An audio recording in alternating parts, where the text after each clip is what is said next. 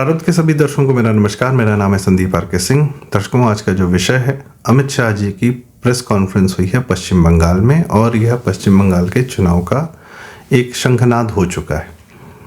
शंखनाद इसलिए कह रहा हूँ क्योंकि पश्चिम बंगाल का जो चुनाव है वह चुनाव नहीं है, वह एक युद्ध है। चुनाव किस लिए होते हैं? सत्ता प्राप्ति के लिए। और सत्ता प्राप्ति पहले कैसे होती थी? हिंसात्मक तरीके से ही होती थी। तो समाज ने तय किया कि नहीं, सत्ता प्राप्ति का संघर्ष तो होता रहेगा लोगों में, समाज में, पर उसकी प्रक्रिया हिंसात्मक नहीं होगी और उसको रेगुलराइज किया जाएगा, एक समय सीमा बांधी जाएगी। तो हर इवॉल्व समाज अपने लिए एक बेहतर सत्ता प्राप्ति या सत्ता में जाने का या एक नेतृत्व चुनने का एक नॉन वायलेंट तरीका चुनता है, जो सभ्य समाज होता है। पर इस्लामिक को तो उससे मतलब है नहीं, वहाँ तो तलवार के जम पे ही चीज़ें चलती रहती हैं। और पाकिस्तान भी देखिए, पीछे वाले को हटा के आगे वाला, या पीछे वाले को या तो बाहर भेज दिया या जेल में डाल दिया, वह भी हिंसात्मक ही है। तो बंगाल और बांग्लादेश को देखिए क्या हो रहा है, किस तरीके से हो रहा है, अंदर ही अंदर स्ट्रगल चल रहा है। पश्चिम बंगाल भी उस मुहाने पे पहुंच गया है जहाँ पर वहाँ के हिंदू जो हैं, जो पे सेकुलर हुआ करते थे या किसी भी कारण से जो भी थे, उनको समझ में आ गया कि भाई साहब, ये जो इस्लाम की सुनामी है, अब इसमें हम डूब जाएंगे, इसमें हम कहीं दफन हो जाएंगे। अब इससे ज़्यादा बर्दाश्त नहीं हो सकता है। कम्युनिस्टों के शासन ने, ममता बनर्जी के शासन ने 50 साल से इस पश्चिम बंगाल को कभी सांस लेने का मौका नहीं मिला। बीमारू स्टेट्स कई बार जो है, राजस्थान को, मध्य प्रदेश को, बिहार को, उत्तर प्रदेश को कहा गया, ये चारों स्टेट्स ठीक हो गए, पर सबसे ज़्यादा बीमार, कैंसर ग्रसित कोई अगर प्रदेश रहा है तो पश्चिम बंगाल रहा है। कम्युनिस्टों का गढ़, नक्सलवाड़ी से उठा हुआ आंदोलन, और उसके बाद थोड़ी बहुत अकल बुद्धदेव भट्टाचार्य जो कम्युनिस्ट शासन के दूसरे मुख्यमंत्री थे ज्योति बसु के बाद, उन्होंने लगाई और उन्होंने टाटा को इनवाइट किया। पर पश्चिम बंगाल की जनता ने टाटा को हटाकर ममता बनर्जी को चुना, और तब से फिर उसके बाद क्या करा रहे हैं, क्या रो रहे हैं, उनकी आत्मा ही जानती है।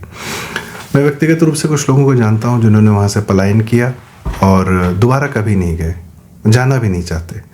बिहार से, उत्तर प्रदेश से पलायन होता है तो लोग तीज त्यौहार में अपने घर आते हैं, अपने गांव आते हैं। कोरोना में अपने गांव आए थे लोग, कभी साल में रिश्तेदारी में आ जाते हैं। पर पश्चिम बंगाल से जो पलायन करता है वो कभी वहाँ वापस नहीं जाता, जाना भी नहीं चाहता। बहुत बुरे हालात हैं। इकोनॉमिक्स का यह है कि वहाँ पर टीएमसी हो या कम्युनिस्ट हो, जो भी, वही एक तंत्र सदैव रहा है कि चौराहे पर बैठे हुए पार्टी ऑफिस है, दफ्तर है उनका, और आप अपने घर में कोई भी इकोनॉमिक एक्टिविटी कर रहे हैं, आप कुछ खरीद रहे हैं, आप अपना घर बनवा रहे हैं, आप अपना गाड़ी लेकर आ रहे हैं, आपको उनका हिस्सा देना है। उनका एक अलग हिस्सा बना हुआ है। वो जिस दुकान से कहेंगे उससे आपको सीमेंट खरीदना है, उससे आपको रेत खरीदनी है, उनके ही जो लेबर कॉन्ट्रैक्ट जो लेबर दे रहा है उसी से आपको लेबर लेनी है, उसी रेट पर लेना है। आपके पास अपनी कोई स्वतंत्रता नहीं रही। से ही कसर इस्लाम ने वहाँ पर अपनी डेमोग्राफी चेंज करके कर दी है। महिलाओं पे अत्याचार, और वो तो उसका शगल है, वो करता है। पॉलिटिकल इस्लाम जो अपना है, अगर वहाँ फैल गया तो यही करता है। दुनिया भर में हम देख रहे हैं लगातार। तो ये चीज़ें अब दिख रही हैं। सबसे ज़्यादा दिख रही है जो बॉर्डर के उस पार बांग्लादेश में हो रहा है। वहाँ तो अतिवाद दिख ही रहा है, और दिख रहा है कि यहाँ भी वही होने वाला है। तो यदि किसी को जीवन से मोह है और anti life Islam way of life, anti life जो है एक प्रक्रिया है जीवन जीने की, वह है इस्लाम की, उधर नहीं जाना है, तो वह अब जान रहा है, चुन रहा है, और वापस सनातन के फोल्ड में, हिंदू धर्म के, भारत के फोल्ड में आ रहा है। बंगाल के साथ एक बड़ी समस्या ये रही कि उन्होंने स्वयं को बंगला, अमार सोनार बांग्ला, और ठीक है, एक गर्व होना चाहिए, पर आप किसी एक बड़े समाज का हिस्सा हैं, उस समाज से कटना नहीं चाहिए, भारत से कटना नहीं चाहिए था। अगर आपको लगता है कि वो मुसलमान हो गया है लेकिन वह बंगाली है तो वह ज़्यादा करीब है, इस भ्रम ने उनको बहुत बड़ा धोखा दिया। क्योंकि वह इस्लामिक जो हुआ पश्चिम बंगाल में या बांग्लादेश में, उसने इन्हें सिर्फ काटा और ऐसी व्यवस्था दी, ऐसी शासन व्यवस्था दी जिसमें सिर्फ भ्रष्टाचारी और अय्याश लोग ही सत्ता में आते रहे। कम्युनिस्ट भी जो थे, उन्होंने क्या किया, हिंदुओं को मारा, 10-10 हज़ार लोगों को मारा, और उनका कवर फायर देने के लिए वहाँ पत्रकार, मीडिया, फिल्म मेकर्स इत्यादि इत्यादि, बंगाल का जो बुद्धिजीवी भौद्र लोग है, वह सदैव उस गंदगी को ढकता रहा। सिर्फ सदैव सत्ता के करीब रहने के लिए। आज अमित शाह जी की जो प्रेस कॉन्फ्रेंस थी, उसके बाद उन्होंने जब अपनी बात कह दी, उसके बाद जो पहला सवाल एक पत्रकार ने पूछा, पहला सवाल सोचिए, सीनियर पत्रकार रहा होगा, उससे ही कहा गया होगा पूछने के लिए, तो उसने कहा कि मार्गदर्शक मंडल जो है 75 साल का हो जाता है आपके यहाँ पर, तो आपका शीर्ष नेतृत्व उसमें क्यों नहीं जाता है? तो अमित शाह जी ने कहा कि भाई तुम पहले अपना बंगाल तो देखो, हमको भाजपा में क्या करना है वो हम देख लेंगे, तुम पहले अपना बंगाल तो देखो, तुम किस बुरी स्थिति में, दलदल में, कीचड़ में फंसे हुए हो। तो ये जो एक भाव है बुद्धिजीवियों का बंगाल का, कि हम दुनिया को बताएंगे कि क्या होता है, what Bengal thinks today, India thinks tomorrow, ये दम्भ ने उनका बहुत नुकसान किया है। और अमित शाह जी ने साफ साफ बताया कि पश्चिम बंगाल कहाँ था, भारत का तीसरा सबसे ज़्यादा जीडीपी प्रोड्यूसिंग स्टेट था 50 साल पहले तक, आज 22वें स्थान पर है। भारत की सबसे ज़्यादा जो पहली स्टील मिल्स और कोयलरी और कितना जूट इंडस्ट्री सब वहाँ पर थी, आज सब बाहर भाग गई हैं। तो पश्चिम बंगाल का करंट में जो हाल है, वर्तमान में जो हाल है, वह वहाँ के हिंदुओं की त्रासदी है, कष्ट है। अब किस प्रकार से वहाँ का हिंदू संघर्ष कर रहा है ज़मीन पर अपने आप को बचाने के लिए और अपने नेतृत्व को बदलने के लिए, यह चुनाव प्रक्रिया हमें अगले 6 महीने में बताएगी। कई लोग कहते हैं कि राष्ट्रपति शासन लगाकर क्यों नहीं ममता बनर्जी को हटा दिया जाता है, इत्यादि इत्यादि। देखिए, मैं नहीं जानता कि कौन केंद्र सरकार जो निर्णय लेती है वो क्यों लेती है, जो निर्णय नहीं लेती वो क्यों नहीं लेती है। पर एक चीज़ तय है कि केंद्र सरकार की जो अभी तक कार्यप्रणाली देखी हमने, उसमें यह देखा कि निर्णय लेने के बाद के क्या कॉन्सिक्वेंसेस होते हैं, किस किस प्रकार के, किस किस तरीके के कॉन्सिक्वेंसेस होते हैं, वह उसका ध्यान ज़रूर रखते हैं। 370 हटाया, उसके कॉन्सिक्वेंसेस पता थे, उसकी तैयारी पहले से करके रखी गई थी। राम मंदिर का फैसला आया, उसकी तैयारी पहले से करके रखी गई थी। योगी जी भी जो भी निर्णय लेते हैं, उसके जो भी कॉन्सिक्वेंसेस होते हैं, उसकी तैयारी पहले से करके रखते हैं।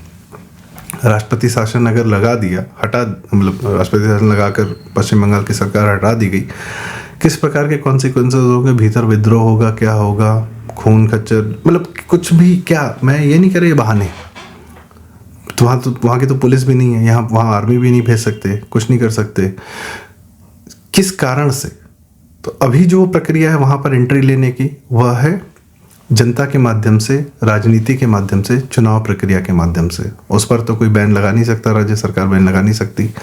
एसआईआर के माध्यम से, चूंकि मैंने कहा कि वेस्ट बंगाल का यह चुनाव युद्ध है भारत और इस्लामिक आक्रांताओं के बीच में, तो दोनों की सेनाएं हैं, एक घुसपैठिया भर रहे हैं अपनी सेना में, एक क्या कर रहे हैं, उनकी सेना कम करने के लिए एसआईआर की प्रक्रिया इस्तेमाल कर रहे हैं, जिसमें जो लोग मर चुके हैं और जो लोग पलायन कर चुके हैं, या उनके नाम पर जो मुसलमान, रोहिंग्या, बांग्लादेशी घुसपैठिया वोट दे रहा है, इस प्रक्रिया को सबवर्ट कर रहा है, उसको हटाने का कार्य चल रहा है। तो ये युद्ध ही है, इसीलिए युद्ध स्तर पर हो रहा है। इसीलिए ममता बनर्जी का जो रिएक्शन है वह भी वैसा ही प्रतीत होता है। पश्चिम बंगाल भारत के लिए इतना महत्वपूर्ण है, भारत की सुरक्षा के लिए, भारत की सैंक्टिटी के लिए, भारत के लोकतंत्र के लिए, क्योंकि वही बगल में बांग्लादेश भी है। उसके माध्यम से भारत को डिस्टर्ब करने का बहुत प्रयास किया जा रहा है। किसी दिन ऑपरेशन सिंदूर 2 हो, किसी दिन बांग्लादेश तो क्या है, वो पाकिस्तान ही है, पाकिस्तान की गोदी में खेल रहा है। तो पहले भी पाकिस्तान था, आज भी वो पाकिस्तान ही है। तो दोनों फ्रंट पे भारत को परेशान करने के लिए किसी प्रकार का कोई युद्ध, कुछ भी। पश्चिम बंगाल में कितने बम मिलते हैं, मुर्शिदाबाद में, मालदा में, इत्यादि इत्यादि में, क्या तैयारी हो रही है नहीं पता। तो यह युद्ध वहाँ बॉर्डर पर हो, तो सिर्फ बॉर्डर पर हो तो बेहतर है। बॉर्डर पर होने के साथ साथ अंदर ना हो रहा हो, उसके लिए भी कितने नट बोल्ट टाइट किए जा रहे हैं, क्या किया जा रहा है, ये तो केंद्र सरकार और उसकी एजेंसी जानती हैं।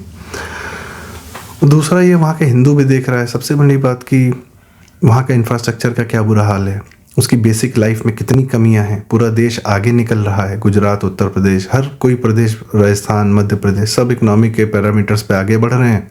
तेलंगाना, आंध्रा, उड़ीसा भी।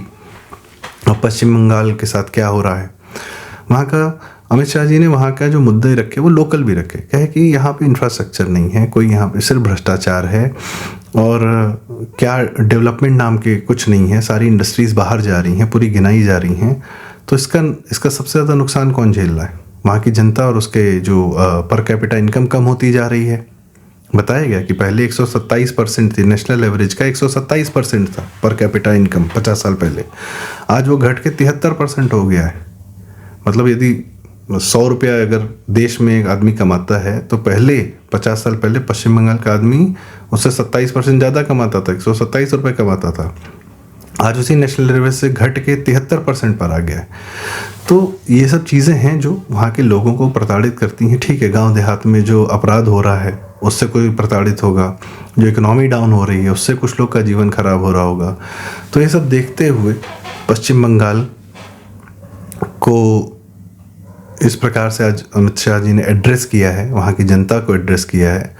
और बंगाल को मैं देखता हूँ कि पिछले 100-200 साल से सिराजुद्दौला के टाइम से फिर अंग्रेज़ों ने लूटा, बहुत बुरा अत्याचार किया अंग्रेज़ों ने भी। बंगाल में फेमाइन हुआ चर्चिल के कारण, और उसके बाद दंश जो पार्टीशन का सबसे ज़्यादा झेला बंगाल ने झेला, नोआखली के मैसेकर, कलकत्ता का मैसेकर। फिर उसके बाद कांग्रेस का रूल आया जिसके अगेंस्ट में कांग्रेस के रूल के अगेंस्ट में वहाँ पर नक्सलवाद का आंदोलन आता है। कम्युनिस्ट फिर पावर में आते हैं। कम्युनिस्ट ने क्या किया वो तो हम देख ही रहे हैं। उसको महिमा मंडन अलग से किया। उसके बाद ममता बनर्जी का सारा कांड और कुकृत्य हम देख रहे हैं। तो पश्चिम बंगाल को पिछले 200-300 साल से सांस लेने का मौका नहीं मिला। अधर्मियों का ही शासन रहा वहाँ पर, असुरों का, अधर्मियों का। अब हो सकता है कि वापस वह धर्म की भूमि रही है, हमारे यहाँ धार्मिक लोगों की भूमि रही है, विवेकानंद जी की रही है, रामकृष्ण परमहंस जी की रही है, चैतन्य महाप्रभु की, और सीधे साक्षात माँ दुर्गा की, माँ काली की भूमि रही है वो। तो उसका वापस से भारत के हिंदू समाज में, हिंदू व्यवस्था में, हिंदू राष्ट्र में उसका समावेश होना बहुत ज़रूरी है। तभी उस धरती को थोड़ी सांस मिलेगी, थोड़ा चैन मिलेगा, थोड़ा विकास होगा। लोग फिर अधर्म नहीं होगा, अत्याचार नहीं होगा महिलाओं पर, जो वहाँ लगातार होता रहता है, कितना कुछ होता रहता है।